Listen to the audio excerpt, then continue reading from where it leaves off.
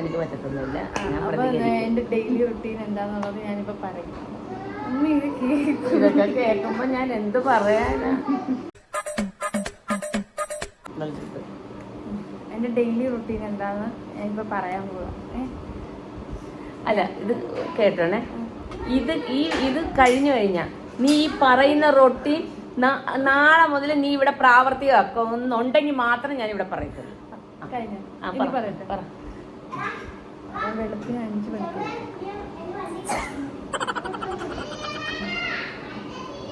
ആരെഴുന്നേക്കുന്ന ഞാൻ എൻ്റെ റൊട്ടീൻ വേണേ പറയാം. ഇത് ഇന്റർവ്യൂ ആണ്, ഇത് ട്രയലാണ്. അത് ഓഫാക്കണേ.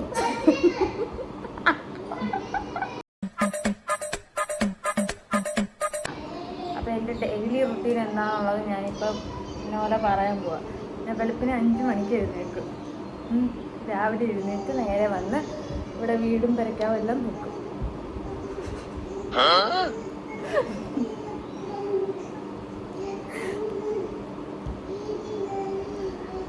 എന്നിട്ട് അടുക്കളയിലേക്ക് ഉമ്മിക്ക് വേണ്ട സഹായങ്ങളും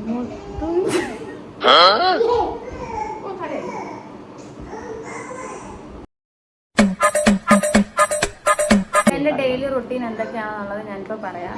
ഞാൻ വെളുപ്പിന് 5 മണിയാകുമ്പോൾ എഴുന്നേക്കും. എന്നിട്ട് നേരെ പേക്കാൻ ഫുള്ള് തൂക്കും. അതിന് ഞാനാണ് ഉമ്മിയെ വിളിച്ചത്. ഉമ്മി കിച്ചണിൽ പോകുമ്പോൾ ഞാൻ ഹെൽപ്പ് ചെയ്യും. എന്തെങ്കിലുമൊക്കെ അരിഞ്ഞു കൊടുക്കും, എന്തെങ്കിലും ഒതുക്കി കൊടുക്കും.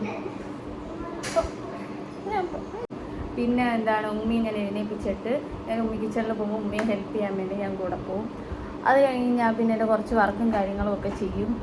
പിന്നെ ഏകദേശം എന്താ പറയുക, ഈ വെള്ളം എടുത്ത് ഇത് കൊണ്ടുവരുന്നതൊക്കെ ഞാനാണ്. പിന്നെ വർക്കിൻ്റെ സ്ട്രെസ്സൊക്കെ കാരണം ഞാൻ വീട്ടിലെ കാര്യങ്ങളൊക്കെ നോക്കുന്നതുകൊണ്ട് അതിൻ്റെയൊക്കെ കുറേ സ്ട്രെസ്സും കാര്യങ്ങളും ബുദ്ധിമുട്ടുമുണ്ട്. പിന്നെ എല്ലാവരുടെ തുണിയും കാര്യങ്ങളും ഒക്കെ ഞാനാണ് വാഷ് ചെയ്യുന്നത്.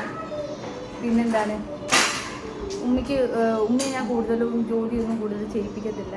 ഫുൾ ടൈം ഉമ്മയ്ക്ക് ഞാൻ റെസ്റ്റ് കൊടുക്കും.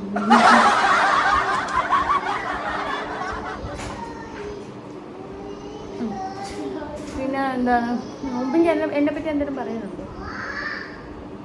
പിന്നെ രാവിലത്തെ ഫുഡ് എനിക്ക് അതൊക്കെ ഭയങ്കര ഫാസ്റ്റായിട്ടുള്ള കാര്യമാണ്. പെട്ടെന്ന് ഫുഡും കാര്യങ്ങളൊക്കെ ഉണ്ടാക്കും.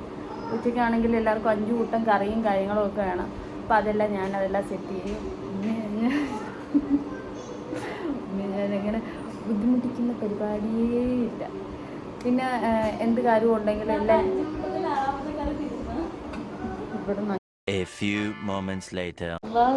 ഇതൊരു സത്യമായിട്ട് കണ്ടിരുന്നെങ്കിൽ എനിക്ക് എന്ത് മരിക്കായിരുന്നു.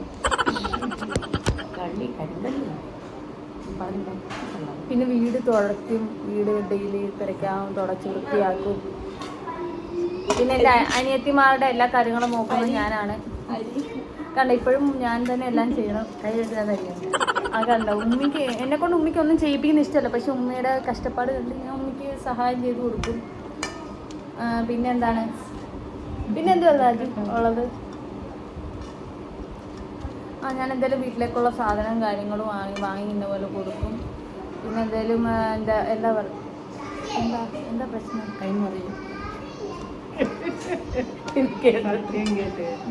പിന്നെ രാത്രി ആകുമ്പോൾ എന്താ പറയുക, ഞാനാണെങ്കിൽ ഡെയിലി വീട്ടിലെ സ്ട്രെസ്സും കാര്യങ്ങളും ഒക്കെ ആയതുകൊണ്ട് ഞാൻ എൻ്റെ കാര്യം കൂടുതൽ ശ്രദ്ധിക്കാറില്ല. പിന്നെ